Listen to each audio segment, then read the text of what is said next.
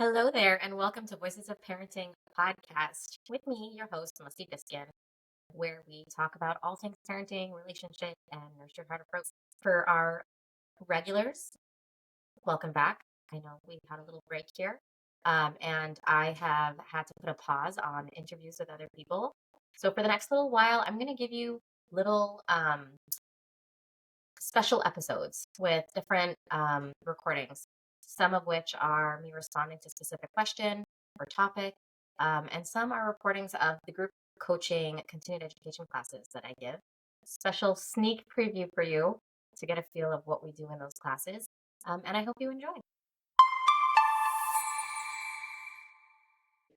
So I want to bring this to the three stands because I think going through the three stands is such a helpful tool to model also because it's something that hopefully you'll be able to do on your own many, many, many times in your own time. But before I do that, I just want to share a perspective that I heard, I believe from Brene Brown, in the beginning of COVID, when in the beginning of shutdown, of everyone being at home, when our whole idea, definitely culturally, our whole idea of productivity, of purpose, of accomplishment was turned completely upside down for like 95% of this planet.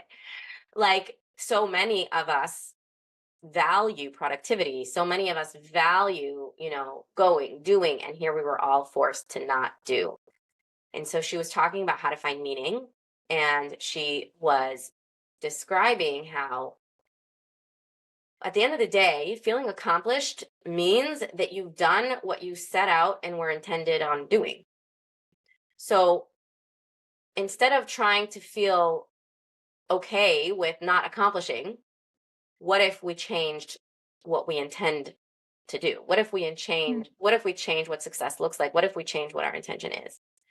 And if we change our intention and we change our purpose, then we can feel 100% accomplished if we accomplish our new intention. If the purpose of this time is to maximize relationship, time alone with your family, home cleaning and organizing, personal exercise routines, trying new hobbies, whatever it is that COVID's going to end and you may never have a chance to do this again. So if this is the purpose right now, if doing nothing is the purpose right now, then you've accomplished everything on your to-do list if you've done nothing that day. So let's take this back to the three stands. We're trying to go through the three stands. The first piece of the three stands, the first piece of absolutely no, what is negative? Negative is it shouldn't. It's not supposed to, right? So my absolutely no, my stand one is there's nothing here that is wrong. There's nothing here. And I'm not saying right and wrong. I hope we can have the flexibility of understanding and the nuance here to understand that I'm not saying right and wrong, right? We're not talking about the top of the pyramid right now. We're not talking about the rules. We're not talking about stand three. We're talking about that when we're in a situation, the first step is to admit and acknowledge the reality we're living in. So the reality is you've got a situation, stand one, that's happening. It's a fact. It's already happening. It takes your kids a long time to get buckled. It takes your kids a long time to get going once you're in the car. And you love how speedy they are up to the car. And you love how wonderful they are getting ready. But that transition from getting in the car to actually driving out of the driveway, that's a time that takes time. So stand one, absolutely no. What am I going to refuse to energize, to refuse to lecture about, to refuse to push, to refuse to focus on, to refuse to give the gift of me to? I might even say that the most important part of all of parenting might even be stand three, with a foundation of stand one and stand two, because there needs to be a foundation of secure attachment. There needs to be a foundation of unconditional acceptance and love that I know, so that clarity can actually be effective and the time in can act, because the time in is strong. So I want to play the game. So I want to follow the rules. So tell me what the rules are and I can be effective. I want to be able to have those rules, right? But the way it works, stand one, stand two, stand three, is it builds a foundation so that stand three can stand on your bottom line. You're absolutely your ground zero. I emotional safety first. So my stand one is so important because we sometimes get our families stuck to the very things we don't want because we create a space that we are so invested in there. And that energy that we put into it, that energy that we energize that moment with, are talking, are getting flooded, are getting frustrated, are getting angry, are showing up in big ways around it, even if we're not energized and angry, even if we're just talking about it, we're treating them so maturely and we're talking to them with so many words and we're giving them so much importance. That itself is the drug. That itself is the addictive piece. That itself is the thing that keeps them stuck to that behavior because they're getting something out of it. There's something there for them, whether it's exploring and trying to understand why, you know, is mommy so activated here, or it's just a fun thing. We love when mommy's activated. Depends on the kid's personality. Or frustration. Why does mommy react so big to this? What's the big deal? Why does she think we're so slow? We were fast the whole morning and now just this is such a big deal. Probably it's very unconscious anyways at this point with such young kids. But the idea is that there's still energy there. There's still something for them in this behavior, in this moment that this time in can't be, the time in can't be isn't as inviting or isn't inviting at all. It isn't available yet because we're still tied to this behavior.